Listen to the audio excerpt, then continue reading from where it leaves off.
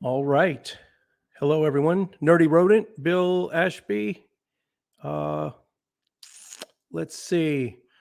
So there's no one in the green room right now. All right. So this is our first attempt at doing a open mic. So thought I gave a lot of notice, but you know what? It's the middle of the day in most of the United States. People are at work. I understand that. So if no one shows up, that's fine. I get a few items of housekeeping. First and foremost, I want to thank all our financial contributors. So that's going to be at the top, and they get if any. So I sent this out on Patreon too. Any of my patrons, any of my PayPal financial donors, and channel members. If you come in, you get head of the line privilege, but there's no one here anyway. So I mean, you would jump right in. Okay, so in the description section, if you look on the video right now, the very top line, that's the join link. If you've never used StreamYards before, it's super easy. You can do it from your phone even. You do not have to have your camera enabled. So if you didn't do your hair, it doesn't matter. Just leave your camera off. You can come in. Math Pig, holy shit, get in here, dude. Save me, because I'm going to be tap dancing on I'm going to be airing of grievances. Open monologue. That's not how I intended to do this, an open monologue. Anyway, the join link to this, it's open to anybody. First time. It's an experimental. Any topic, any comment, any question, come on in. I want to take this time to thank all our financial contributors. And unlike Math Pig, he calls them Patreons. Patreon is the Math Pig. Patreon is the site. Patrons are the people that donate via Patreon. He calls them Patreons. Yeah, I'm pedantic. Okay, so our patrons, let's name them off first off. Serenus Edmonds, he's a new patron, just started, but he's been a longtime fan. He's at $5 the $5 level, and he also has access to the Atheist Edge social media pages. So, and he comes up with the funniest atheism related memes, and so sometimes he puts them on there. The more the better. So he helps out a lot, just keeping Facebook and Twitter active. Laura Gerald, another longtime fan, she has contributed to collaborations in the past. She's not necessarily a content creator herself, but she's at the $2 level. 2HD Cat has been a longtime fan, is at the $6 level, just became a patron. That's great to see. Very prolific commenter on the social media and on YouTube comments. Tobin Templeman is a content creator. He's a guitar guy. He and his girlfriend are they put together they make some really good music. So go and check out Tobin Templeman's YouTube page as well. He's at the $2 level, and he has contributed to some collaborations on this channel as well. One Texas gal who is Heather Maynard. She lives here local. We worked together doing the census back in 2020. We were both field supervisors. She was a devout Christian. When we met, she found out I was an atheist. She said, I'm going to make it my mission. God has called me to try to change your mind. And guess what? She is a full-blown atheist now. And I'm not going to take credit for it. I can only, another atheist can only show you the door. You have to walk through it, like Morpheus says, right? Or something like that. Anyway, she's at the $20 level. So awesome. And between her and one other financial contributor, we raised enough to get a nice new camera for our remote show. We're going to be going to NIFB Church and Daystar Broadcasting, which is right down the street. We're going to be getting some on the street interviews. Anytime I do my disc golf and health, anytime we go outside the studio, we've got a new camera for that. Free Thinker 215, very active, not just in atheism, but also other social issues. Very active, an activist, and is at the $2 level. Con Min, we call him. He's the only gay Buddhist I know. I don't know many Buddhists, period, but he is such an asset to the show. Been on the show several times, but the fact that, first off, he's who we can go to him with any Buddhist questions, but that intersection of LGBT, what does it mean to be a Buddhist and gay, and how does that work? So he's an asset to the community as well. Horatius Magnus has been with us for quite a while at the $5 level. And lastly, Libba Murphy has been at the $10 level for over 3 years, at least over 3 years. She lives here locally. She's a fellow member of the Metroplex Atheist Group, and I mean, imagine 3 years at $10 a month. That's a huge help too. Oh, thank you, Doc Fearson, liked and shared. All right, yes, Robbie. Oh, he's gonna tweet out and then give him a minute. So we'll get Robbie Math Pig coming in. That'd be great. How does what work, Danny? How does that work? Oh, I'm assuming you mean how can you join the show? Look in the description section of this video. The very top line is a link to StreamYard. You can do it from PC, from your phone. You don't have to have your camera enabled if you don't want to show your face. You can join. This is our first attempt at doing an open mic. Anyone can join. And if it doesn't work out, I know it's the middle of the day. People are at work. So I got my thanks out. That's the patrons. We have 2 new channel members. If you don't want to do it Patreon, you can also go directly through YouTube. I'm not talking live chats. Like right now, you could send a live chat a tip, like $1, $2, $5 in the live chat, and that would show up. Oh, Danny's here now. There's no one in the green room. I don't see anyone. There's no one waiting to come in, Robbie, if that's what you're meaning.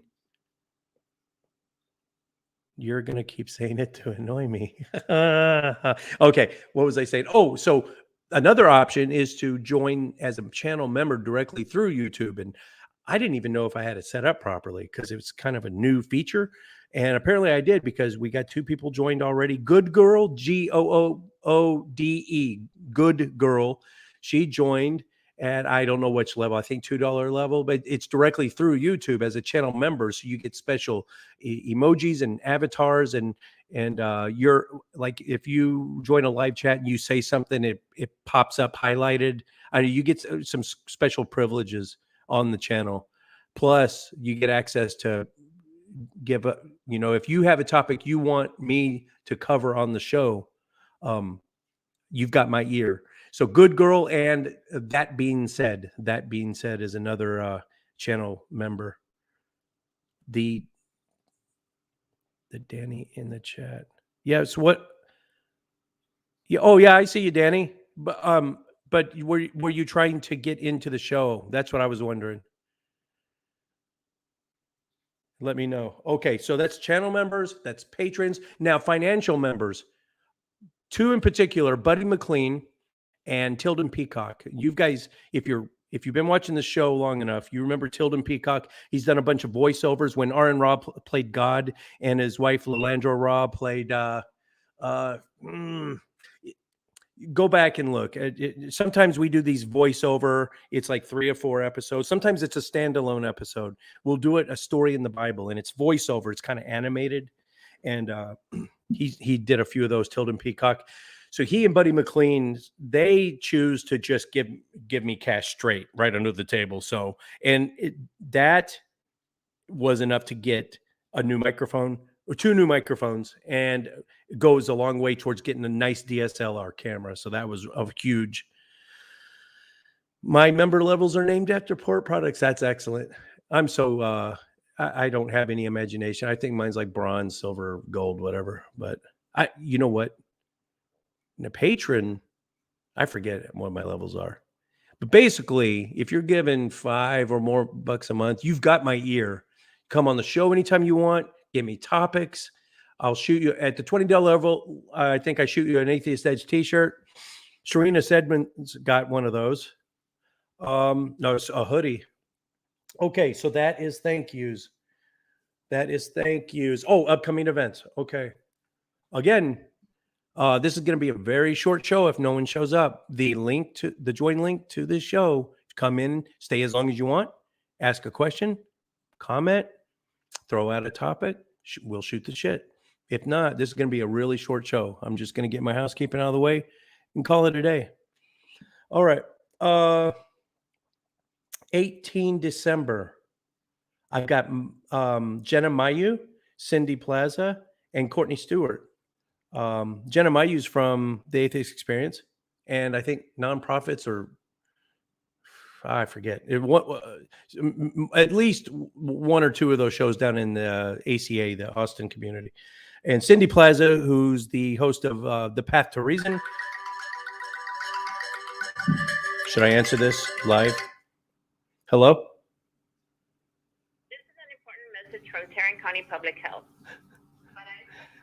Para español, oprima dos. I just got the booster 2 days ago. And if you guys, Oz, yes, definitely get in here. That booster 2 days ago, and my arm is still dead. Yesterday, body aches. It hit me hard, boy. My family was trying to warn me, man. It got me good. It was some severe body aches. I was cold. It felt like I couldn't get warm. And today it's just really sore arm, but it's pretty much over. It wasn't that bad. I'm just kind of a wuss. All right, so let's see. 18 December. So I got Jenna Mayu from Atheist Experience, Cindy Plaza from Path to Reason, and Courtney Stewart, who's you wouldn't guess it here lately, but she is my co-host. She's just so busy working on her master's degree in psychology and working full time. And she just got married, so she's in that newlywed phase. But the three of them will be on, and we're going to be talking about Jordan Petersonisms. The main one we're going to start off with is his claim that he goes into great detail about how women are attracted to male aggression. So we're going to start with that one, and then as they're going to respond to this, and specifically got females, because most of these Jordan Petersonisms that I'm going to be doing are covering, this is what women like, and I just want to fact check it, from three females. Is this for real? Sounds like I'm getting old. With the booster hit me hard. I was thinking that since I'm a little older, it probably hit me harder. But you know what? Both my daughters, they're 19 and 24, or 20 and 24, and it hit them pretty hard too. So I don't know. Oh, Bill Ashby's in. And I don't know how long you've been waiting in there. I'm so sorry, Bill. No, you're good. You're good. Can you hear me? Yeah. Yeah, cool. It works. All right. I don't know how well this is going to go, but we'll give it a go. You sound really good. Carry on. Yeah, you sound really good. See, now again, for those of you that don't know, roughly 40% of my viewers are across the pond, Australia, England. I've even got Hong Kong, Japan, but it's mostly UK, Germany, and Australia. So 40% of my viewership is non-United States. That's another reason that I started the show a little bit early, is to not. I'm always conscious of the guys across the pond. I don't want to do it crazy late at night for them. So I'm Bill Ashby. Your name is so super familiar to me. You've probably been a fan since the very beginning, since 2017. To be fair, it's probably the avatar that's different, because I put a different avatar. Usually I have my Antifa picture, but I couldn't find it quick enough. Mm-hmm. I actually got onto you through Robbie, through MathBig. It was his channel that I met you through first. Yeah. But I see you in the live chat. You are ubiquitous in all the, it's a kind of a tight knit little circle, all us content creators, and we try to support each other as much as we can. Like Purple, who's in there now. Can you hear us, Purple?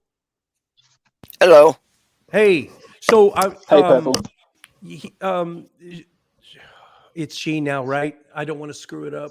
Yeah, you're going by she now. Awesome. All right. So Purple is putting together like a telethon thing. Can you talk about that? And I've got a time slot finally, so I know I'm going to be on Christmas Day evening, like just following Lavender Lady, I think, or some. Talk about it, and who do you have booked right now? Well, the idea is to keep it running for whenever it is Christmas Day anywhere in the world. So we've got to run for 48 hours from when it's the first stroke of Christmas Day in New Zealand all the way around until the last stroke of Christmas Day in American Samoa. So with time zones, that's got us running 48 hours. Awesome. Awesome. Okay, so now this I need to know this anyway. This is stuff like how the sausage is made, people. So this is stuff I would normally ask in private, but as long as you're listening, so what kind of topics? Is there a specific topic I need to do, or do I need to? Definitely need to be watching the show. It's just okay. The idea is just that anyone who winds up being alone on the holiday, there will be a place that they can go to, just kind of sit and chill with friends. So nobody has to sit at home alone. Oh, that is so cool. Because I know how the holidays can get to people, either through the depression or, a lot of stress and anxiety of people, having to deal with extended family and that, and people that they actually would rather not talk to, but are kind of forced to because they're related. So then after they get home, they need to vent and unwind. Yeah. Is Christmas celebrated as much? I've lived in Germany for 3 years. I've visited London. I assume you're in England there, Bill. I don't know. Yes. Is it just as popular over there? Is it gift giving, big feasts on Christmas Day, meeting families? Is it similar? Oh yeah, very much so. Yeah. I'm very into Christmas, and it'll be my dog's first Christmas, so it's going to be a proper special one, I think. Awesome. And oh wow. Okay, let me get through the rest of my upcoming events. So that is on the 18th is where we're gonna critique some Jordan Peterson things. The 22nd, you're not gonna see me before or after that. Anytime around that, the Matrix 4 comes out. I'm taking my youngest daughter. I got advanced tickets, hitting the premiere. The first Matrix, by the way, if you don't know, it's objectively the greatest motion picture ever made. Matrix 4. I'm purposely not watching the trailers. No spoilers in the live chat. I don't want to know shit about it. I want to go in totally cold. The 25th, I'm on Purple Rhymes. I'm not on Purple Rhymes with Orange. I'm on my channel, but it's that telethon. So for that entire Christmas time frame, Purple Rhymes with Orange, just be looking for tweets from her. What show is up current and what show is going to following that one. And so you can, if you're so inclined, you could be watching. It's just going to go 2 hours here, 2 hours there, and then I'll do 2 hours, and then I'll push it to someone else on each. It's not a simulcast. It's gonna it's gonna be like a relay. Around. That each channel will do a 2-hour time slot and pass it to the next one. Yeah, that's the 25th. So we'll Christmas be starting Day. at 5 a.m. Central Time on the 24th. 5 a.m. Central. So I'll be kicking it off on my channel, and in the description I'll have the full list of all the other channel links, so that Excellent. If you go to the first one, you'll be able to just go, and anytime you come in, you'll be able to reference what time to go to the who's broadcasting at what time. Excellent. And then the 26th, the day following, I've got Elisa Livingston. She is a pretty devout believer, apparently. She wants to come on the show and talk about. She's her claim is that there is no textual variation between any of the various versions of the Bible, all the way from the Codex Sinaiticus all the way to the King James or the NIV. Any textual variation there is in there, it's minimal and it doesn't affect the meaning. So. And she thinks that the Hebrew exodus from Egypt actually happened, despite all the archaeology. She discounts all the Bible archaeology, even the sectarian biblical archaeologists who confirm against their better wishes, against their own interests. They want to believe that it happened, and they are still intellectually honest enough to say there's just no evidence. Especially not 600,000 Hebrews. Well, 2 million if you include the wives and the children. So she'll be on the 26th. And there's some other stuff in January, but that's pretty much it for upcoming events. Okay, floor is you guys. Is there anything in particular you want to talk about? Bill? Purple? I had one quick thing I wanted to say, actually, that kind of goes back to something Purple mentioned. And I wanted to talk really quickly about love, and specifically in the community here, we have a lot of people who, I'm quite lucky. My family are atheists in the most part. I have one family member who is a retired Baptist minister, but I get a lot of love from my family. I know there are a lot of people in the atheist community who do not. Sorry, my dog's going crazy in the background. That's fine. That's fine. If Aaron Rock can have a parrot squawking in the background all the time, you can have a puppy. Fair enough. And I've seen content creators. I'm not going to name any names, but I've seen a few people who have talked about their family situations and about how it makes them feel emotionally, and about the love of Christ, and how it doesn't seem to come across how it should. And I feel now that, like, the next time you see one of your content creators say something, even if it's something completely inane on Twitter, or put a video out on YouTube, just take 2 minutes to remind them that you love them and that you care. And I think it's really, really, really important. I think that's something we should try and do a lot more. I don't think it happens as much as it should. That was all I wanted to sort of say, really. That's such a great point. It's poignant and it's relevant, especially, we've got the seasonal affective disorder. It's sad. That is a thing. It's cloudy all the time. It's cold. It's dark. It's a more increased likelihood of, who'd we lose? God 420. I don't know who that is. I've never seen them. Fan. Come back, God 420. We'll give you the floor. And Kaz, thanks for coming, man. Oh, is it Kaz? Lefty Philosophy. No, I'm getting you two confused. Both of you have contributed to the to a collaboration before. Lefty Philosophy. What's up? What's going on, man? What was I saying? And atheists, I don't know if you know, objectively, studies have shown we have a higher percentage of depression and suicides. So that is a thing. Most of us live by, we would rather have an uncomfortable reality than an uncomfortable falsehood.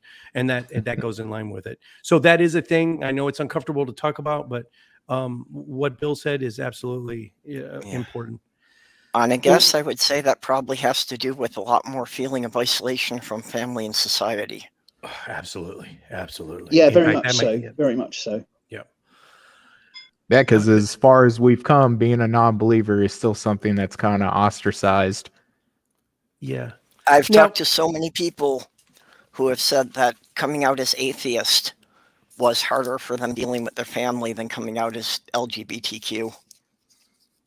Wow. Is that right?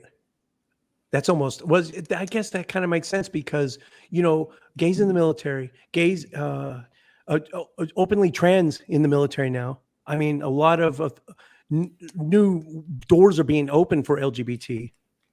Atheism still seems to be kind of treading water in the same boat.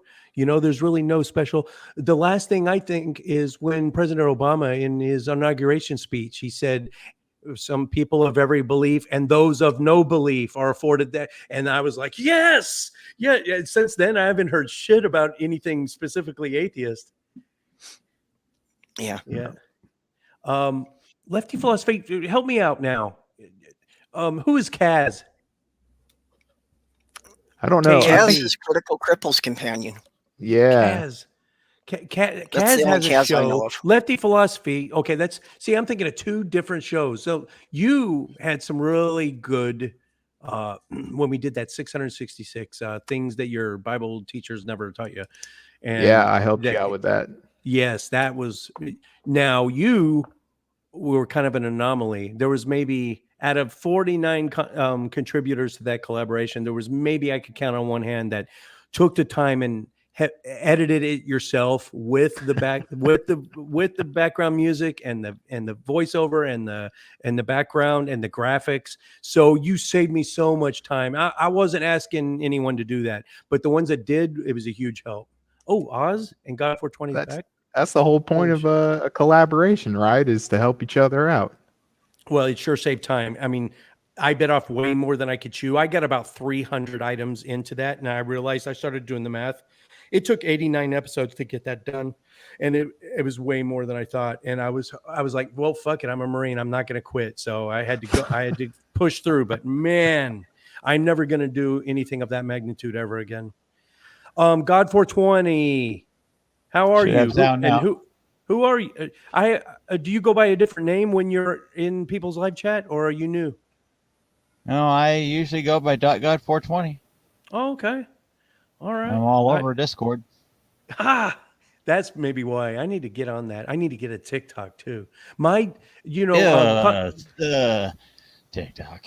I know. I don't trust me. I don't want to. It's just that for those of you that don't know, content creators can go into their analytics and you can see where people are watching you from, what time frames is the best for your particular channel based on your niche, your topic, and most importantly, the age demographics of who's watching. And mine's like 40 to 55, which is my age. I totally get it, but I'm not roping in the 18 to 25s at all. And I think TikTok might be or YouTube Shorts. I don't know. Maybe their attention span is shorter, but there you TikTok are. is And super Oz just took interesting. off. Get back in here, Oz. I was about to call on you. Oh, Laura. Yeah, true. Okay. Let's see. What else? Anyone got anything? I'm out of What topics would already. where would your goal be on the TikTok? Like atheist content, trying to? I've already kind of thought about it. I know it's kind of reinventing the wheel, but it is a new platform, and it'll appeal to a whole new age demographic. So what I was going to first start with, I have 4 years of Aaron Raw footage. He only lives 20 minutes up the street. He's been here at the studio, hanging out, and he comes at the drop. If you guys don't know, Aaron Raw is the type. He's the hardest working guy in atheism. If you want him on your show, either in person or on Zoom, a remote show, I've never seen him say no to anything. So I have tons of footage of him just in entertaining. You know how everyone knows Aaron, how entertaining he is. I could condense those down into like a best of. Just how long is a TikTok video? It's like 10 seconds, right? Just Some of them. quick rant, a quick compilation rants of Aaron. I've got enough footage to last. That's 100 videos right there. Look in my hand. Oh shit, that's awesome. Yeah, that's cool. I guess that's what I would start with. Does any of you all have a TikTok or anything? Are you appealing to the younger demographics? I'll tell you right now, if you're not on TikTok, it's a huge miss. I knew I'm it. not Come trying on. to appeal to anyone. Don't you got I just daughters? get on and do my thing, and if people want to watch it, fine. If nobody's going to watch it, I don't care. Yeah, and I you know, don't even really have a. Sorry.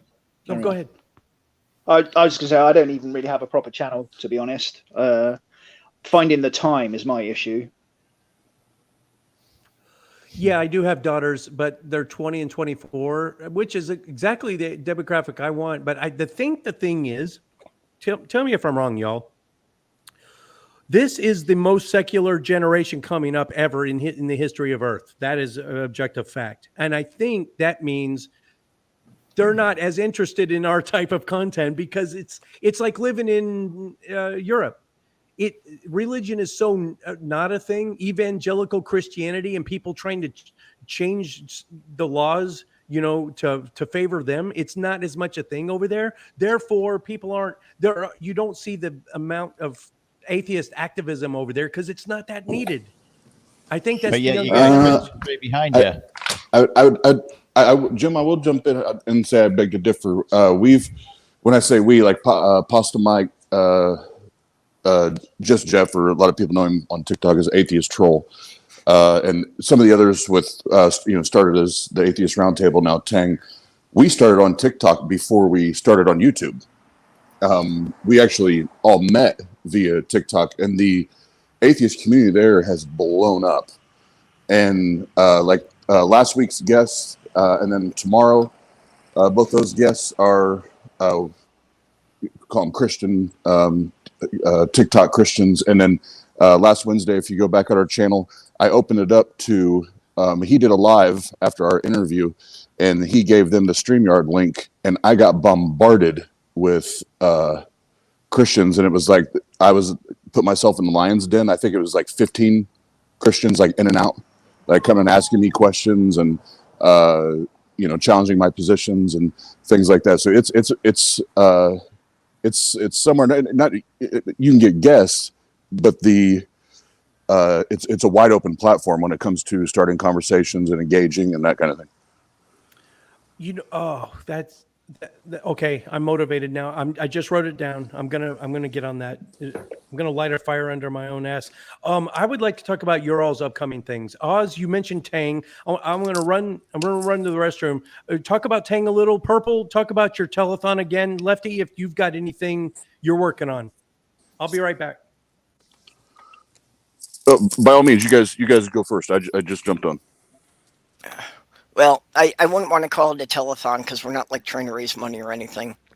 It's just kind of to be an ongoing support thing. Like I say, that anybody who finds themselves alone on the holidays and just wants some friends to hang out with and chat with.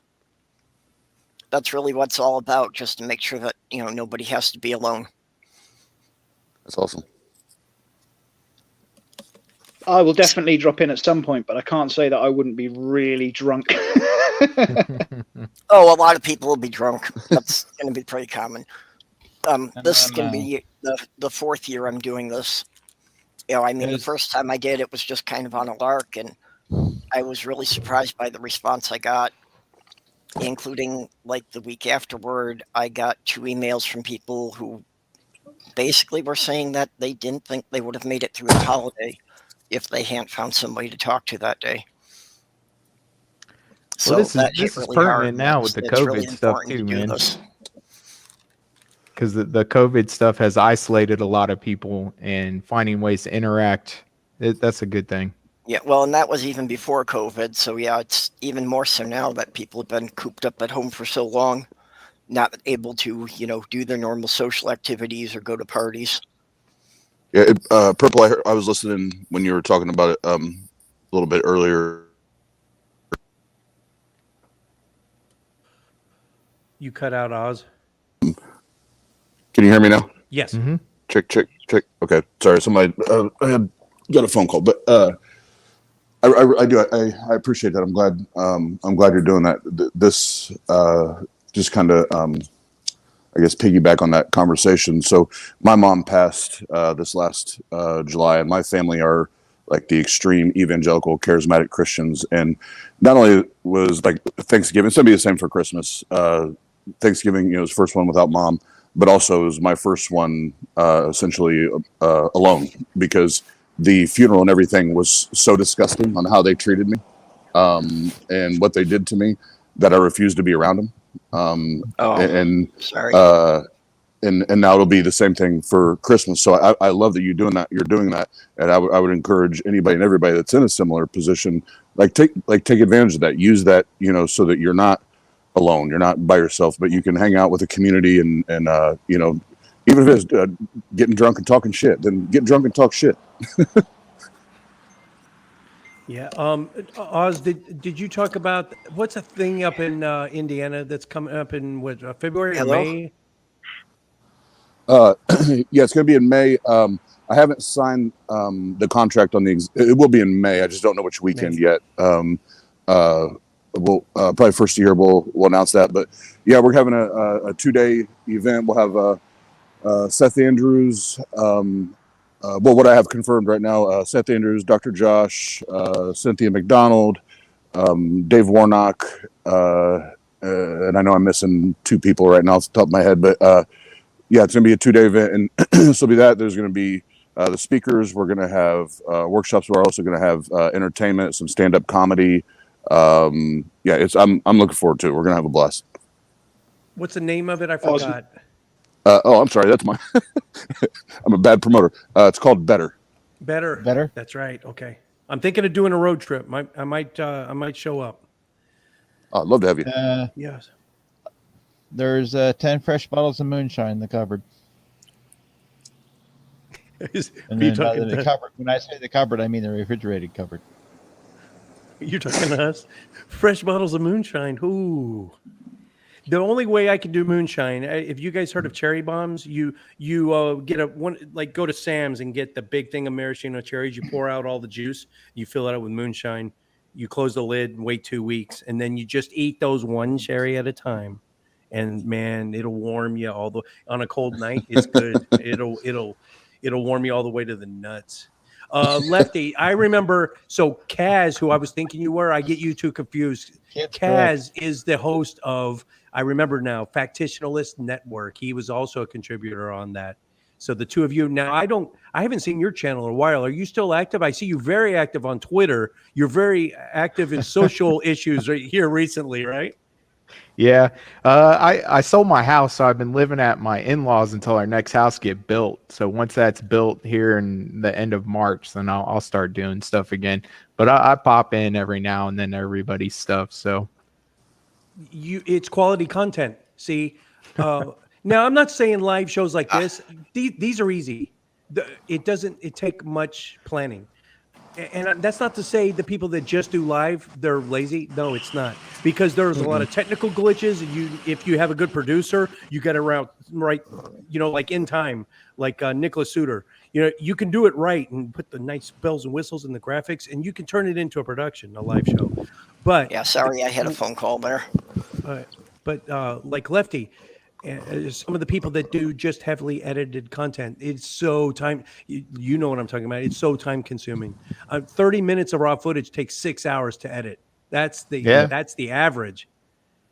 And, so and then on top of that, if you're in rural Texas and you use a Wi-Fi internet, I cannot upload a 20 gigabyte video anymore. It would take like weeks. Yeah, 20 gigs. How long is that's? Ooh. How about fiber optic? Yeah, we don't even have fiber optic available here in my part of Texas. There's a fiber optic cable coming up about 6 feet from where I'm sitting. Oh, lucky. All right. Purple, you talked about that telethon again? Oh, yeah, I just got cut off there. I am still needing some people to host slots. We've pretty much got all of Christmas Day in the U.S. covered, but still a lot of slots open for, the 24th. So if there are some people who would want to host slots, and like I say, it's all freestyle. You all do your own thing. You just give people the link to pass it on to the next channel when you're signing off. I was on Student Dr. Ben last weekend, and I did surprisingly well. I did not. I won one of the preliminary rounds. It's a world religion trivia contest. I won the second round. I made it into the finals, came in second place overall. Beck from B No Just B channel edged out right at the end. It barely beat me, but I thought I was going to take that. But that was really a fun time, Student Dr. Ben show. And so what I'm going to do on my time slot maybe is do something similar, a world religion trivia. And I'm going to do, I'll do the same thing as what Ben did. I'll do a $20, instead of a $20 gift card, I'm just going to PayPal you directly $20, whoever wins it. So that's what I'm going to do on my time slot.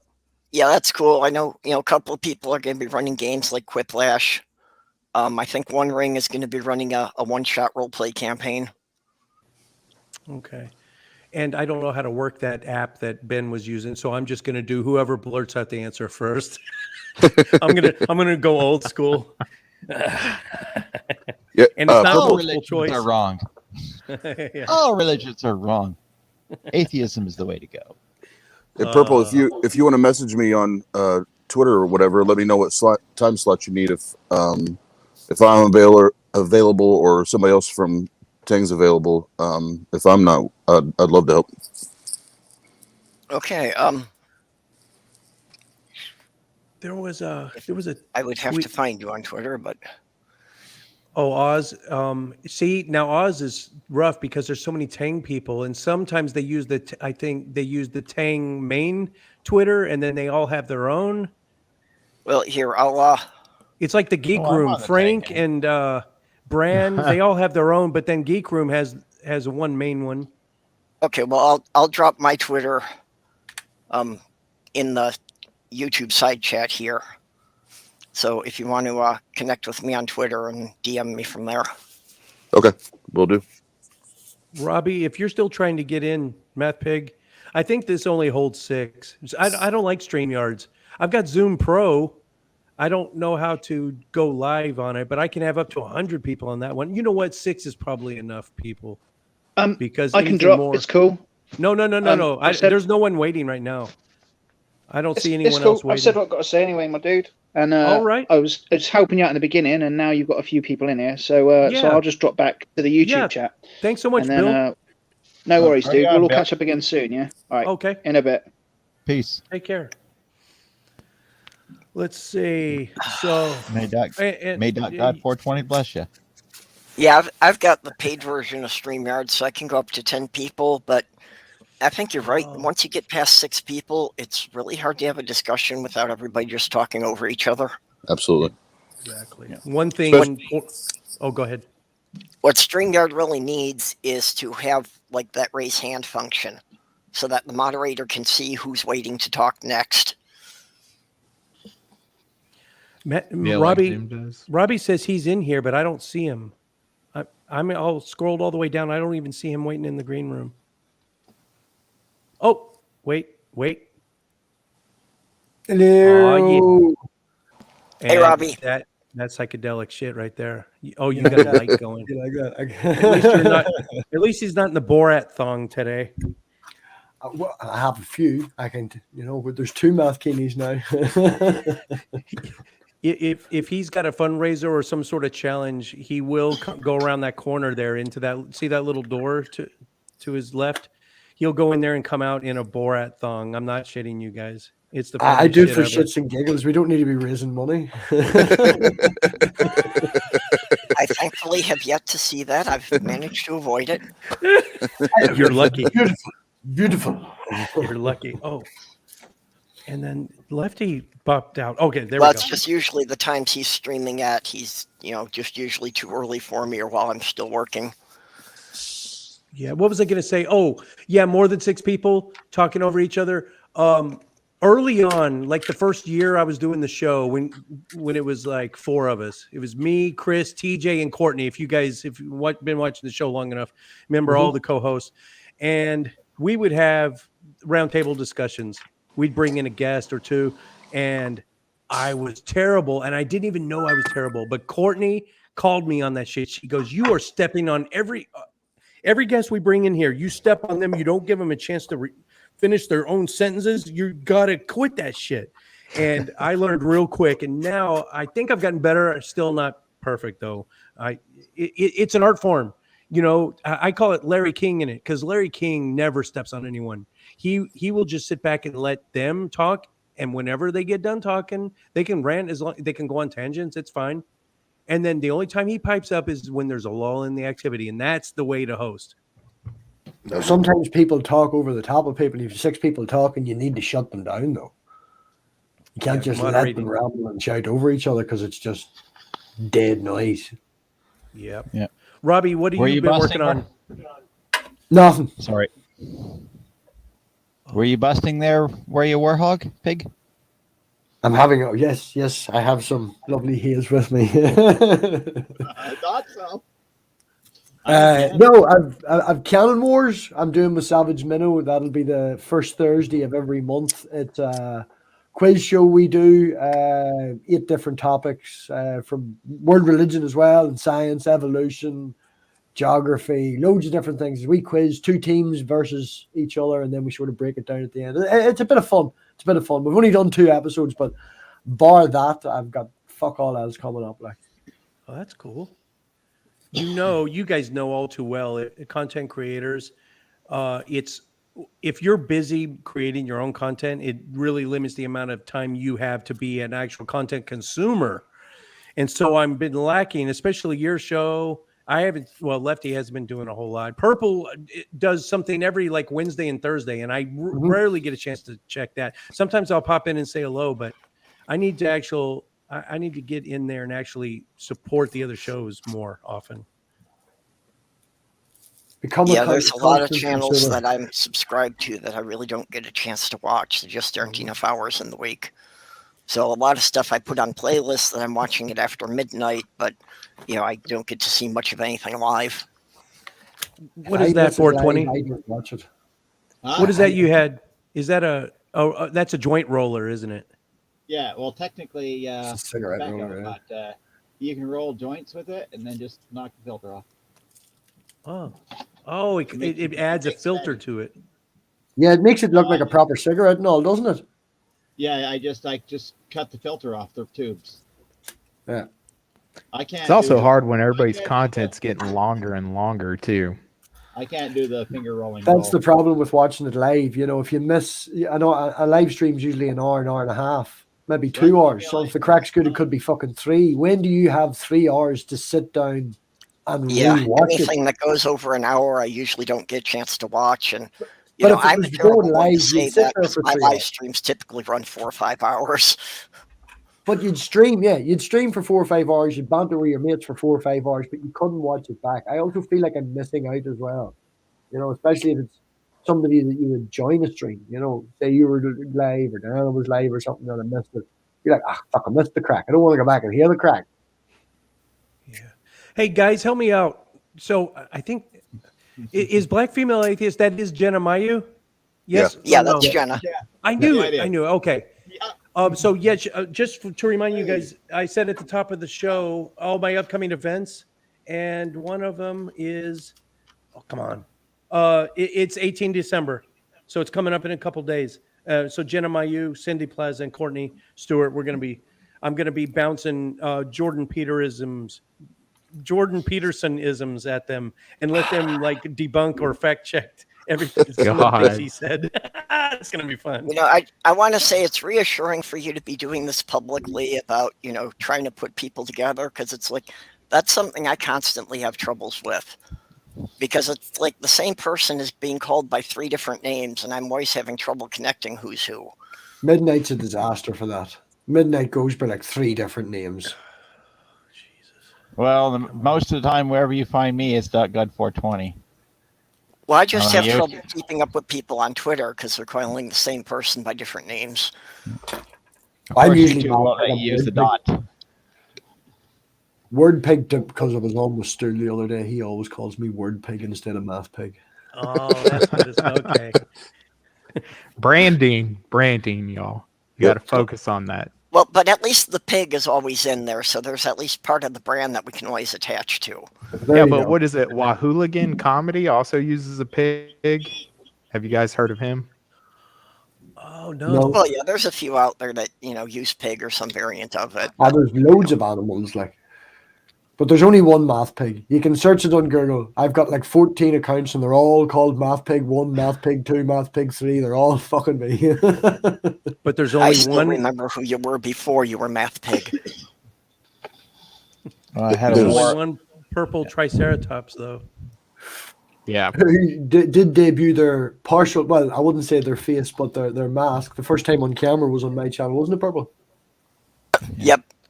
I had a bit of a war with a flat earther the other day on a stream. Didn't know it was me. I was going through a vocoder to hide my voice.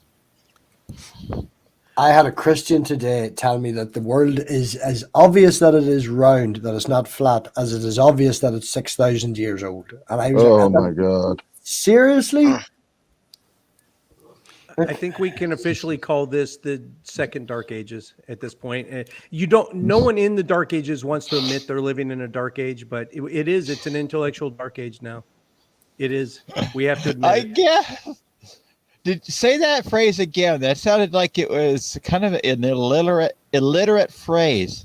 The world is as obvious as the world is round and not flat. As it is that it's 6,000 years old. No, the Earth is 4.7 or 4.5-ish billion years old. 14.3 billion, I think it is. No, the Earth is 4.5. Oh, the Earth, yeah. The universe is 13.8. Yeah, the Earth is only 6,000 years old, and let's ignore the fact that the Chinese have written records going back almost 10,000 years. I know they I did. just learned the Pleiades star cluster is only 100 million years old. That's mind-blowing. Those are all deceptions from the devil, okay? Stop believing. That's the shit that makes you say, what in the actual fuck Did any are you thinking about? Russell Hard's new thing on Netflix, he talks about the anti-vaxxers and the flat earthers and all, and he's very, very funny about it. It's just a fucking, there's so much of them. They're everywhere now. But, you know, I came from the realm of Alex Jones. Like, I used to be an InfoWars person, and when you're in that community and when you're digesting that stuff, you feel like you're on top of the world. Like, you know, something that people don't. It's it's like a high, you know? Yeah. Well, my oldest This brother guy- has always been like extremely Christian to the point that he's always annoying with it. I didn't realize how far he went until his gift wish list included Ray Comfort DVDs. Oh Oh. no. Well, this guy believes in faith healing. This guy believes in demons. Ray, Have you, Jim? Have you ever stole? Jim, have you ever stole? Oh, are you doing a Ray Comfortism? See, I can smell that like a fart in a car. I already knew exactly where you were going. Have you ever looked at a person and felt lust in your heart? Do you know my response to this? Tell me if this is a genius or not. Maybe I'm Dunning-Kruger in this, but it feels, and I invented it, and it feels genius to me. My response to have you ever stole? Have you ever lied? Have you ever doubted your faith? Have you ever had even a small crisis of faith? And if they're intellectually honest, they're going to say, yes, I have. And then you can say, then you're an agnostic. Is that genius? It's a great deterrent from that line of questioning. Yeah. I should try to burn that question into my brain so I can use it. Right. The trick is trying to remember all this shit on the fly. Like when I'm at a protest and someone's in your face and they're saying, we have archaeological evidence that there's chariots at the bottom of the Red Sea. So so you got to have a snap response to that, a biblical archaeological response. Did we or did we not find chariots at the bottom of the Red Sea? If you don't know that, you're just going to sit there and they're going to win. They're just going to click around. No, they're stupid and slap them. Yeah. Just tell them but you know what I did? I had a second computer screen to my right, and it had like a whole bunch of phrases just for me to read off, just like Catholic traditionalist does. He's got a fucking display, Good. and he will display. Oh, I'm gonna read this. But Scotty, I thought you said moderation is going to be Scotty. They're still talking over me. Scotty, they're still talking over me. Scotty. I will say, if I'm grateful for anything, being in the fundamental camp for 30 years, is all of that. Like I had to go to classes and learn the Ray Comfort style of street preaching and witnessing and so if anything, I am grateful that I have that now from a reverse psychology or whatever that I already know all that shit. Like when you do all that shit, I already know what you're saying. I know where you're going, and we're not going to get anywhere. So let's change the subject, or you change your argument. And maybe we go to some stupid shit like we were talking about and tell me how the earth is 6,000 years old. Let's talk about that. This is kind of breaking news. Tell me if you already know about this, but have you guys heard, the January 6th, group that's investigating it, right? The group of Congress people.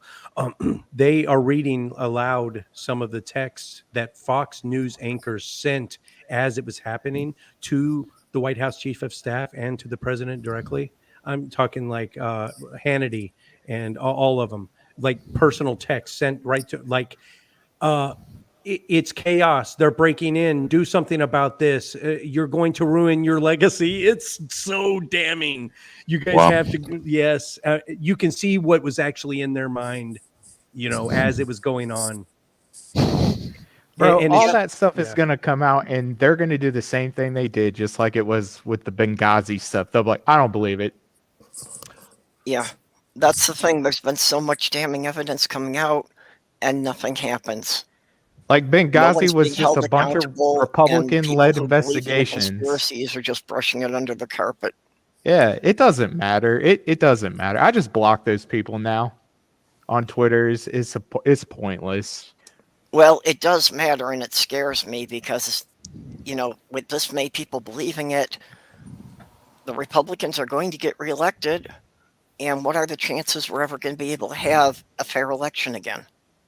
it's like, do they? I question their integrity. Do they really truly believe it, or are they just spouting it publicly? I know the word virtue signaling is kind of a charged word, but are they just acting like they believe it to get others to get social points within their group, like this QAnon group that was in Dallas, and they think JFK Jr. is coming back? Yeah. If you asked them, if you set them down in privately and said, "Do you really believe this? It's just you and me. It's not being recorded. Do you really believe this shit, or are you just trying to get social points in your group?" I wonder how many truly believe that shit. But you could say the same about that with like some of these religious type people. Like some of these preachers, they'll preach one thing, but deep down inside, they don't actually believe it. But that's what they expect their congregation to tell them.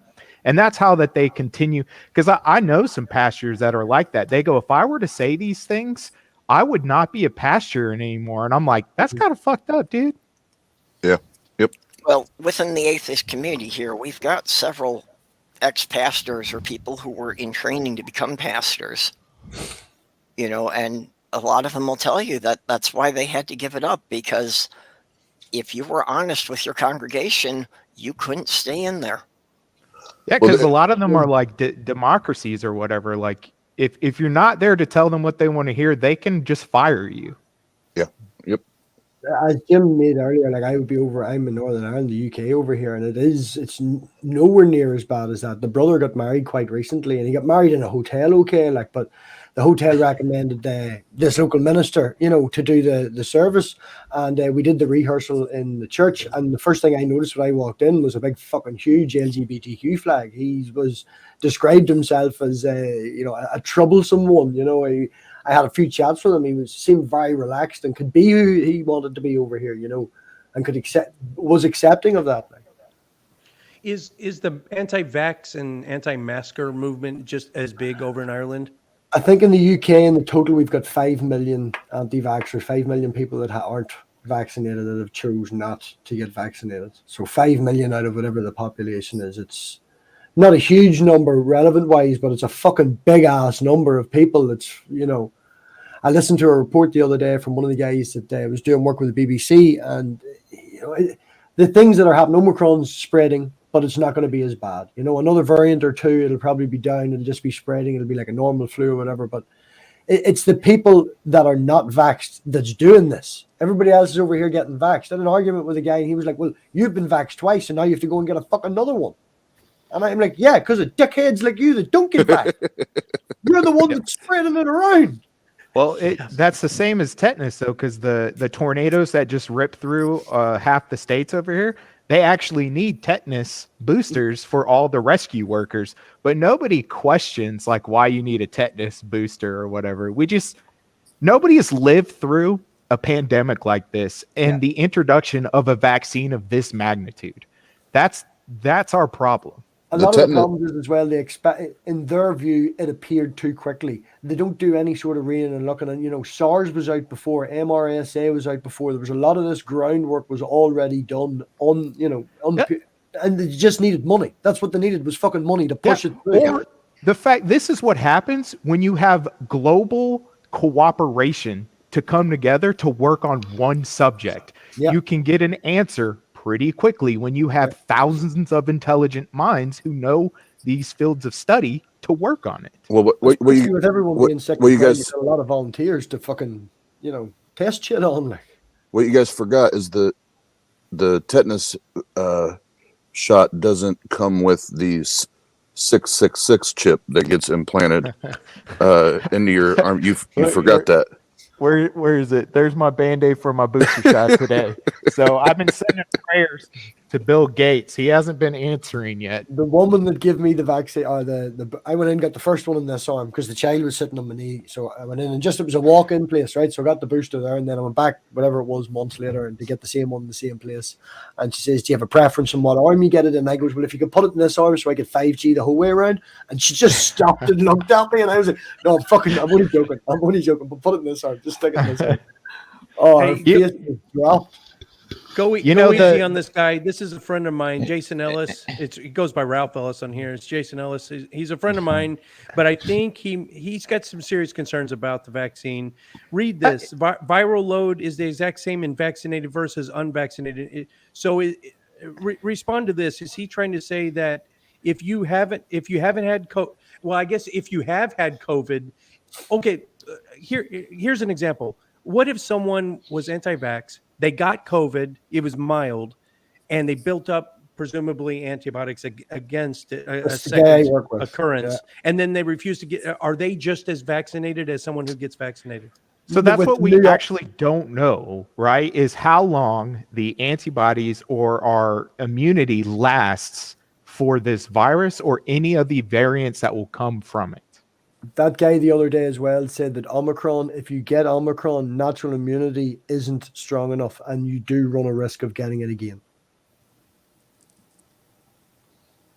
And I get a lot of some of the people who are vaccine hesitant, because those are different than anti-vaxxers.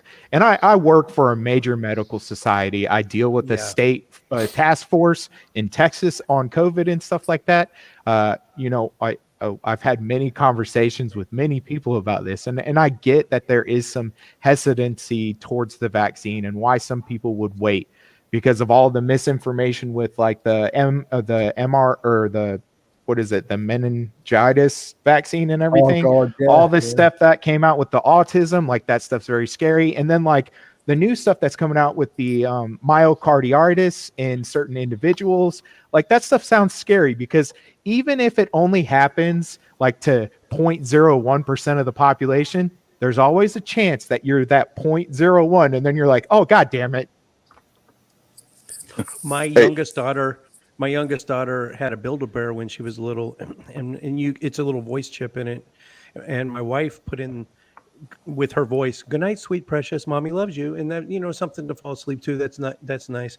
And I always threatened Chloe. I never did it, but I said, I'm going to put in bow to the dark Lord, right? And so that's like she's 20 years old now, but like I'll still say it to this day, and she'll chuckle. I'll be like, when she's going, I'm going to bed, Dad. Okay, bow to the dark Lord. It's like a little running joke now. And then I said, I'm going to change the chip in your Build-A-Bear to the Omicron variant.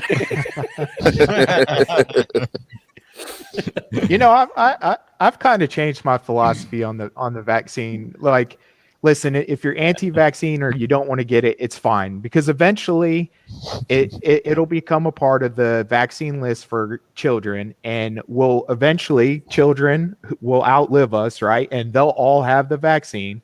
So we're just in a transition period, and I'm not going to fault people for being a part of this transition period, because in like 100 years, people are going to be like, what is COVID? Or it'll be something along those lines. Mm. Hey, Jim, real quick, I'm going to jump off here. And today is my little daughter's birthday, so I'm going to go get her dinner started. Awesome. But I wanted to say it was great joining you. Yeah, plug. You want to plug Better again?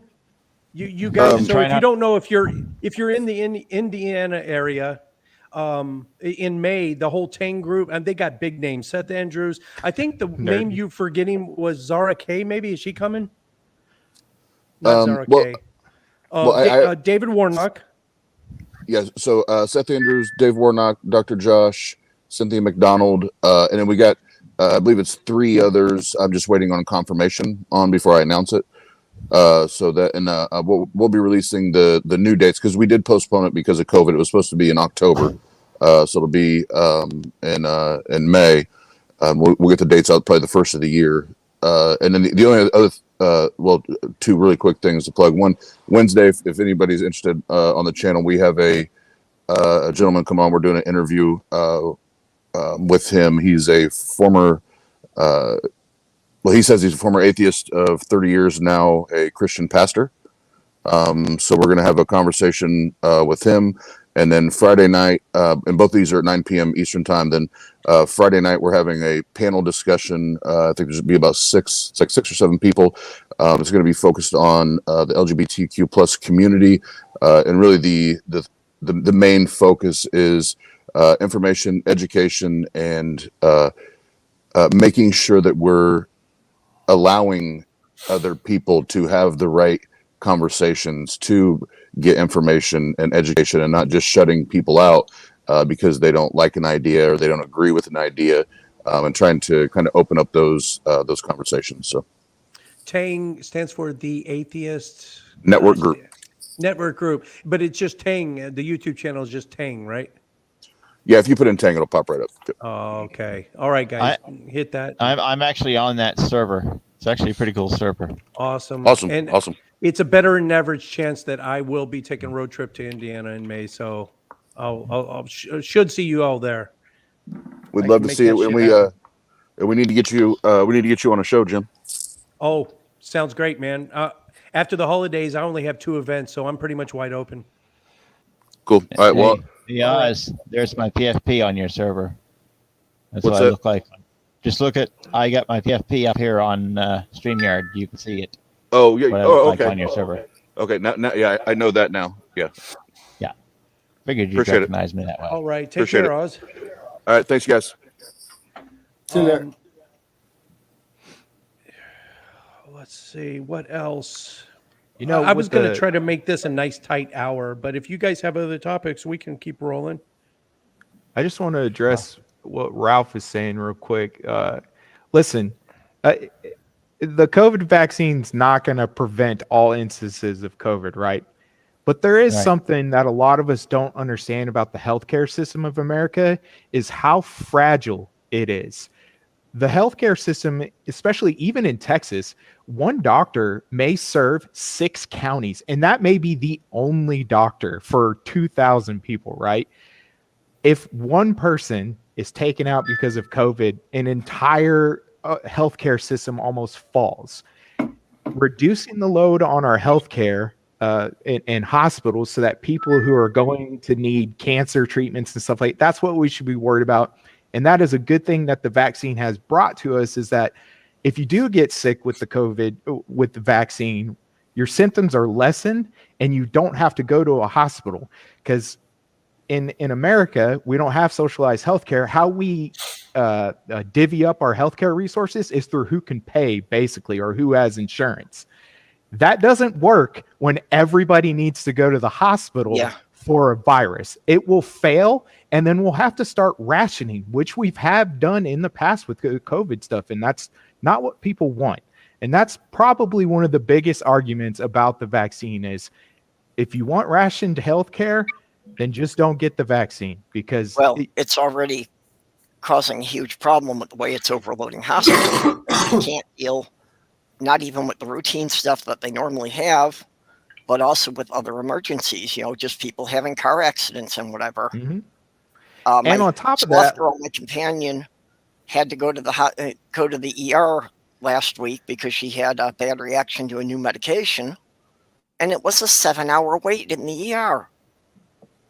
And on top of that, the increased use of our healthcare system is leading a lot of our people to exit the healthcare field because they can't mentally, emotionally, and physically handle being in these positions anymore.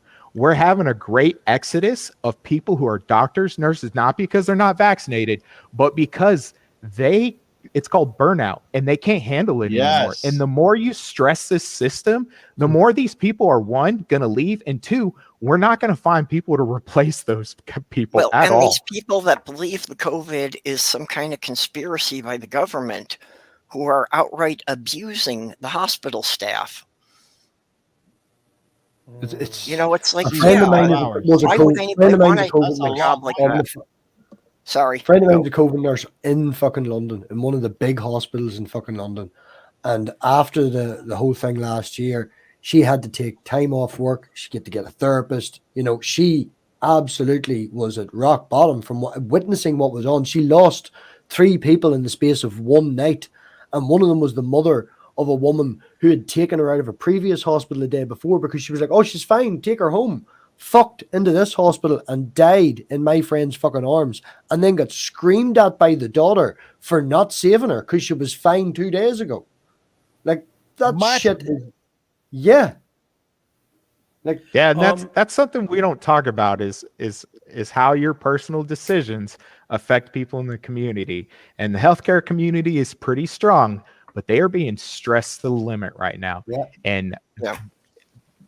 we're so close to our healthcare system just falling apart, not because nobody can pay for it, but because nobody can handle the stress that we're putting on it through our voluntary actions.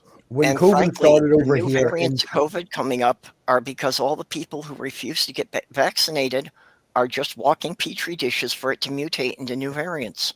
I don't know if they've Exactly. increased this, but I know whenever COVID first came out in all of Northern Ireland, we had less than 90 ICU beds across all the hospitals. There's 1 million people in Northern Ireland approximately, we had 90 beds for ICU. You know, we just can't fucking handle everybody getting sick. Like, No, and the amount of resources it needs for COVID isolation to keep it from spreading to other people, and it's a lot. You need a lot of space, you need a lot of supplies, you need a lot of time and effort. It's a huge resource allocation, and we just don't think about these things when we're like, yeah. SpongeBob, did you want to say something? I don't even know who this is. I think he's trying to connect. You guys want to respond to Jason Ellis? See, he's a great friend of mine. He should get in here. It's kind of full though right now. What do you say to his claim that there's a lot of tribalism in the people that are trying to get you vaccinated? If I'm not steelmanning you correctly, Jason, let me know. But what I think you're trying to say is that you object to the tribalism, the us versus them mentality, that we're persecuting those who choose not to get vaxxed somehow, that there's a social stigma on you, and the mandates are meant to prevent you, to restrict your freedoms. Or am I even close? I don't know. Yeah, I get that point, that in certain circles, when we talk about the vaccinated and unvaccinated, it does seem like there is a lot of tribalism and there's a lot of like persecution and stuff. I get that, and that's probably bad. However, social stigma is one of the ways we've always been able to implement policies, is through the social collectiveness, right? Or Sorry, I'm late. Oh, you're good. And if listen, I don't have a problem with anybody who objectively has a religious or a healthcare exemption for a vaccine. I don't think anybody argues against those at all, if you can get a legitimate one. Right. SpongeBob, were you trying to say something? I still don't know. Is this a troll or not? Who are you, Who's ever SpongeBob? glitchy? I think it is. You might be a troll, right? very bad Came through good for connection. me. All right. You got 5 seconds, SpongeBob, if you'd like to say anything. Question, comment? Nope. Okay. See ya. Interesting. Well, Sometimes you get people in the background you don't know. You always make them show their face before you take them on screen. It's like, I'll put you back an icon you want, but you need to show your face to let you know who you that's are. ingenious. See, this is my first try at it. What were we saying? Oh, Jason's comment. Oh, yeah, and then Jenna was saying that's BS. Medical professionals should be mandated. So there's that side of the coin too. I mean, I tend to side with Jenna on this, but I love the Constitution. I love fucking freedom. I gave up 21 years of my freedom active duty. Jason Ellis knows this. We were fellow service members. Being active duty military, you give up pretty much all your freedoms to make sure everyone else has theirs. So I'm huge with freedom. But in this case, this is going to kill us. What are we at? 900,000 just in the United States dead. I think this is one of those times you say, everyone, get fucking vaccinated. Fuck your freedom right now. I know that sounds fucked up, but right now it's. And if you choose not to, you're not okay. Let's say you're young and strong, and even if you get the virus, it's going to be mild symptoms. But then who's to say who you're going to come in contact with? You're going to, your grandma. if you're carrying, what do they call it, shedding or carrying, and you don't exhibit the symptoms, but then you're going to give it to someone who's asymptomatic, is the term you're looking for. Yeah, Asymptomatic. and then they got breathing problems, and then boom, they're on a respirator. You're fucking other people's freedoms up. Or 6 feet under. Well, that's exactly the situation I'm in. That, if I get it, I'll probably have, bad couple of weeks and I'll get over it. I'm not that worried. But Sloth Girl has MS, and the medications for that leave her immunocompromised. So I can't risk bringing it back to her because it will kill her. No question about it. Yeah.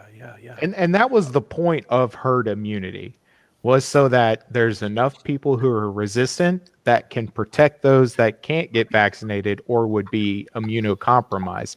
But that somehow has turned into this political word that doesn't mean anything anymore. How a public health crisis became a political hot potato is just shows that the people in power don't really give a shit about the people they're supposed to be representing. They have other agendas, and they don't care how many of the little people die. As long as their pocketbooks get deeper. Yeah, this is a great point, Pixie Storms, because just to get into public school, how many mandatory vaccinations did we need prior to this? No one said a word. Well, oh, God. But that point there is, we never lived through those times, and we actually don't know what it was like when one of these mandatory vaccines came out. I did a little bit of research, and it looks to me that every time a vaccine came out and we mandated it, there was this same type of reaction. History books just kind of forget about it, though, it seems like. If it didn't happen within the last 50 years, people don't acknowledge that ever happened. Did you see it? Is there a movie made about it? The what? Make a movie about it, they'll remember. Yeah. If you that's put in actually pop kind of a good culture point. Yeah. entertainment. Hey guys, Well, that being said, and Good Girl are now channel members. I guess I got it up and running correctly because 2 people joined. Do any of you have channel members on your channel? And how does it all work? I mean, do they do? Is it like Patreon? It's just the money goes through Google. It's Okay. they take their percentage out of it. Their name gets highlighted in the chat. The longer they're here, the colors change and the badges change depending on how long they're here. So 3 months, 6 months, 9 months, and a year, and then you get new badges. Oh, so the longer you are a member, you get like cooler new highlights and and whatever they get is down to you. Yeah, whatever they get is down to you. You make it up. Atheist, that Ralph's comment of collectivism, that is what is. Let's see. He bases a lot of his underlying philosophical things on. Is he's against collectivism. So you can understand why he's against certain mandated vaccines. Think, right? Not groupthink, but collectivism, that the collective whole is more important than the individuals that comprise the collective whole. So that's why when people say, how did this become a political issue? Because there's a political philosophy behind this that we don't really discuss, which is the collectivism versus individualism and how we as a society operate while those things are push and pulling each other. Okay. That being said, collectivism is the same as communism. See, right. It's kind of a Red Scare thing. They're thinking like, yes, but even though like collectivism isn't communism because they're 2 separate ideas. Like communism uses the idea of collectivism, but collectivism itself isn't communism. It's a totally separate ideology. So all communists are collectivists, but not all collectivists are communists. Sort of, yeah. Because in order for communism to work, like you have to put the individual state above all else. Like your community is what's more important than the individuals that that comprise of the. I don't understand, Jason. You need to get in here and explain yourself because, just like public school is the one that stands. I'm sure there's way more examples, but. There's been vaccine mandates in public schools since I was born, and that was way longer ago than any of you all. Oh yeah, they're probably against those as an adult, but as a child, you don't have the ability to say no to them because it's up to your parents. Well, I started public school in 1969, and there was a whole list of shots I had to get before I was allowed to start. But you as a child can't say no to them. You don't have any. No, that's right. Yeah. It was my mother giving the approval. Yeah. Yeah. Let's say you get bit by a dog and you go to the emergency room. They cannot force you to get a rabies shot, can they? No. They just let you die. But you can't pass rabies on to anyone else. So there's a difference there. Yeah. So if rabies needs contact. Yeah. Let's say something transmittable. So like the cold, right? People die yeah. from the cold still. The common cold is something that still kills elderly and children. The common cold is a good idea. Well, and like in the last 20 years, we've had a comeback of measles. That was, because everyone was getting vaccinated, that was something that was maybe a couple hundred cases a year across the whole country. And now it's like tens of thousands of cases because of this anti-vax movement. The hesitation against the MMR. But guys, I got a work call I got to jump on, but it's been great. Thanks for having me on. Man, get that channel going more, man. I see you on Twitter prolifically with social issues, but get your really, I love your channel. Your content is great. If you get time, keep that going. I appreciate it. Thanks, man. And all right. It's been great to meet everybody. Y'all have a good one. The holidays. Yeah, good to meet you, Lefty. I'm probably going to bug as well. I wanted to keep this at a tight hour, and we're 20 minutes past that. I got so much to do. I still got a mess of. If you guys are following my little disc golf and trying to lose weight using disc golf, so I got episode I think 8, and it's going to be a monster. And I've got to edit that and a whole bunch of other things. So I was going to try to bounce out. Now let's go with final thoughts, and if you any other plugs you guys have. I want to ask you one question. Yeah. You're an atheist. Why you got up a Christmas tree? Is it, or is it pagan? What's the book in the Bible that says, "Do not bring a tree into your house and adorn it with tinsel like the pagans do"? And it actually says that in the Bible. And any Christian that has a Christmas tree in their house is directly disobeying the Bible. That's actually true. It's right. Okay. Purple, I know. Plug the telethon one more time. Yeah, well, we'll be going, Central Time from 5 a.m. on Christmas Eve all the way through 4 a.m. on 26th. Could still use some more people to take up some time slots on the 24th. So, I'll chat with you. Drop me a DM on Twitter and, let me know when you're available. Might be able to do something on Christmas Eve, yeah. Oh, you don't have a time slot yet, Robbie? You need to get on that shit. Well, I have a wee girl, so it works around that's her. Right. Yeah. But, and if there's some sort of fundraising link, is this associated with a fundraiser? I'm going to need that link as well. There isn't any kind of fundraiser for this. It's just to have people to hang out with. All right. But I've actually got kind of busy week. I've got my normal chats Wednesday at noon and Thursday at 10 p.m. Central Time that I do those every week. And then in addition to that, this week, Wednesday at 7, I'll be on with Godless Granny. And then Thursday at 6, I'm going to have Godless Granny on my channel to discuss the downside of the Santa Claus myth. Ooh, hello. That sounds cool.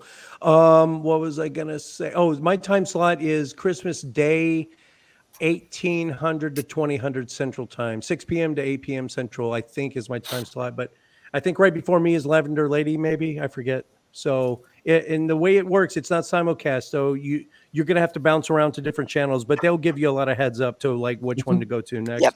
Yeah, you're following Lavender Lady on the schedule. And I'll have the complete schedule up, and we'll try to have it in the description for all the streams. So you should be able to. And I'm doing a game show on mine. If you win, you get a $20 right to your PayPal. All right. Robbie, Math Pig. Random at the minute. This is try for Tuesdays and Thursdays. I don't know. I'm thinking of maybe bringing back a history of and doing something with Richard again. I don't know. It's all up in the air at the minute. I've no idea what I'm doing. So just subscribe. There'll be alerts. It's a bit of crack. Lots of options then. I like it. Okay, Dot God 420. I've never heard of you until today, and apparently other people know you. I don't. So I think I've talked to 420 before. Yeah, maybe once, twice. yeah, Yeah. you don't have a channel, but apparently you're pretty ubiquitous on other channels. Yeah. If you say so. Oh, okay. I try not to be rare. I try not to be scarce. All right. All right. I try not to be scarce.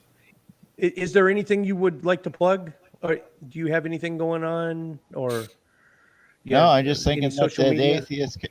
the atheist Discord community Discord there is the best one I've been on so far. Oh, yeah, that's the one Oz was talking about, or Ox, one of them. It was Oz. Yeah.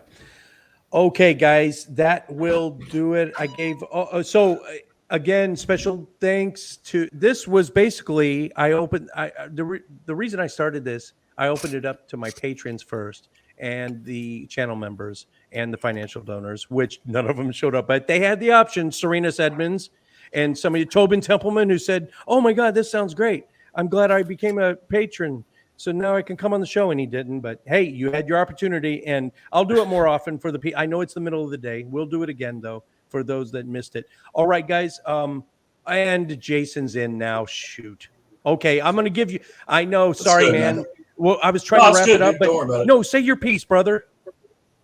No, it's just that there's a lot of tribalism and a bunch of what I would call social cowardice, mob rule. When you feel like you're in your own little clique, tribe, or organization, you can just go ahead and be a piece of shit basically to everybody else. I'm going to tell you right now, like this family primarily is pro-vaccine, but I'm watching guys that I'm sorry are better than anybody who's been on this panel, who are some of the most highly rated people in the world.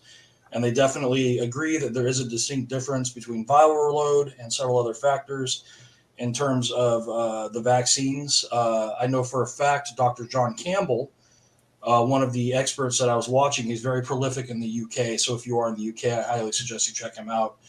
He's been on the BBC, several other programs.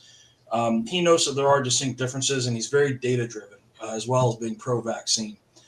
But the thing is even he admits that, for instance, Omicron right now, all the preliminary data that he just went through in a video, I want to say 2 or 3 days ago, J&J is only 13% effective against it. Moderna is somewhere around 63%, and Pfizer is sitting right around 92 or 93%, which is pretty damn good. I'm glad I got Pfizer. Is when people see this shit, they think, a vaccine's a vaccine. Well, that's not true. There's bacterial vaccines. There's viral vaccines. Yep. Some of them help reduce viral load, like in the instance of polio.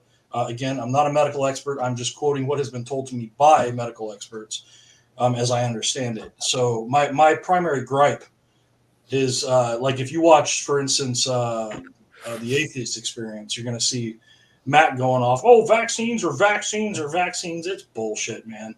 If you've been in the military like Jim and I have, and you have had the different vaccines, sometimes they affect you symptomatically differently, and sometimes they do different things. So it doesn't mean they're always safe. I had to sign 2 waivers to take some of the ones that I had to take to be able to deploy to Iraq during the invasion. So, what I really wish people would do, I kind of like the lefty philosophy guy. He seemed to be pretty level-headed about it. And that's all I'm really asking, man, is if you're in the community, you're going to have this conversation, have a data-driven conversation. You got something over here in the chat talking about, "Oh, we should shame them." Shut the fuck up. Nobody made you the arbiter of other people. And instead of trying to shame them, why don't you have a conversation with them? I've had conversations with people and convinced them to get vaccinated. Don't play that fucking shame game, because you're going to piss people off. So that's all I'm asking for. And the other thing is, I'm very well aware of the difference between collectivism and communism. Communism is a system of governments. Collectivism is actually an ideology of the tribe as a whole, and what we should strive for is as a community. As I tried to explain earlier, the difference between an efficient collective is exactly correlational to how you treat the individuals in the collective. Okay, if you look at some place like North Korea, or you look at some place like China, totally forgetting that these are communist dictatorships or societies, right? They have a collectivist ideal. And what that means is that they are driven to accomplish certain tasks or goals that the collective describes before the, I would say, the nurturing and growth and respect of the individual. And you get what you put into that. And that's pretty much it, man. But I appreciate it, Jim. Thanks for letting me say my piece. And it's a lot easier talking than it is in text. Text is very limiting. I can find that sometimes as well. Yeah, man. The chat, sometimes people, I try not to, but sometimes people also interpret things the wrong way. Yes, that's why I fucking hate text. There's no nuance, there's no lip movements, there's no facial movements, there's no hands in the air, there's no vocals, there's no nothing. It's just words on a page. Yeah, and I've got a certain verbiage about me being an old, salty, retired-ass vet, so I'm, you know what I mean? So when I type this came from Afghanistan. My dad did time in Afghanistan. That's his platoon down there as well. So, you know, respect for your service. Yeah, I understand. So I'm just trying to get people to understand, because like I was watching TAE a couple days ago, the Atheist Experience, and the guy was he was trying to have a good conversation with one of the hosts. I think we all know which host that is. A guy I actually generally respect. He's not my favorite atheist out there. But you have a favorite? yeah, Sam Harris, actually. I think Sam Harris is great. But oh, I just don't have any. No, I don't watch the Atheist Experience or any of that anymore. It's lost its edge. Well, I wouldn't say it's lost its edge. It's probably gained too much of a fucking edge. But it's just not what it used to be. I feel that it appeals to the newcomers, and the newcomers to the community want to see that. The newcomers, it feels like a tribal haven to me. There's a lot of newcomers to the community are angry from what they've been through. They're angry of how they've been treated, their religious past. They want to lash out. You know, they're going through that anti-theistic phase, and they appeal to that. You know, so yeah. I just want to make this real quick, Jason. I had a question. Oh, it's AXP is the acronym, and there's already an atheist show with Edge in it, so they don't need to. What was I saying? Jason, just real quick though, I'm trying to wrap it up, but I have a question. You got person A, person B. Person A never got the vaccine, but he's had COVID and he's presumably got the antibodies. He's got the whatever you were talking about. And person B's never had COVID and's gotten both shots and the booster. Who's more likely to get COVID? A or B? I could not tell you that for sure. My understanding from the experts that I follow, again, Dr. John Campbell, Pierre Corey, several other individuals. I can give you the names after if you like. Basically, the understanding that I have is it depends on the variant. Okay. And it depends on whether the virus has broken through or not.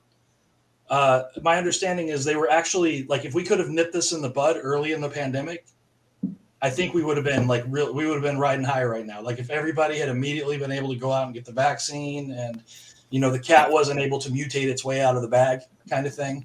Right.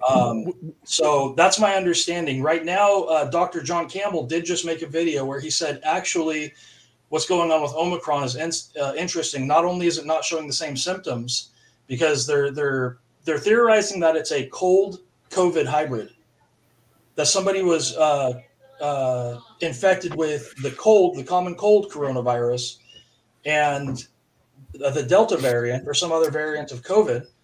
And what had happened was they basically, I guess, mutated together. I thought the cold was bacterial. I didn't know it was viral. I don't think cold is viral, is it? You mean the flu? Yes. Oh, you mean common cold is viral? Flu. Common cold is viral. It's a coronavirus. Oh, wow. Okay. All right. Well, I mean, Jim, but see, that's what I'm saying, man. Like, no diminishment to an expert on. I need to get maybe more than one expert. You know, pull from different cookie jars and find out this, because my gut instinct, and it's just anecdotal evidence, I have nothing to base it on, but the person that's never gotten COVID, that's gotten everything, including the booster, it seems like they're less likely to get SARS-CoV-2 than someone who's unvaccinated and has gotten COVID in the past, and presumably has better antibodies. There's so many different things that can be taken into consideration in that one sentence alone, Jim. Yeah, there's a lot of variables, but from what I've seen, statistically speaking, you can't just black and white it like that. There is in that one statement, there was so much that you. I don't know, man. I always Well, felt like I'm a dumb Ralph was Marine, saying man. Fuck it. earlier, it depends, which vaccine. Some of them have higher efficiency rate than other. Right. I got Pfizer. I got 2 Pfizer. But see, I've had COVID and I've had Pfizer, both of them, and I just got the booster 2 days ago. I got all the double whammy. So presumably, unless they counteract each other, otherwise I'm really less likely to get the virus again. And then it mutates, and there's no immunity in them vaccines, and you never know. Which is proof of evolution. For evolution deniers, the fact that this thing is mutating so fast, that's proof of evolution as well. But they'll say that's microevolution since it's still a virus.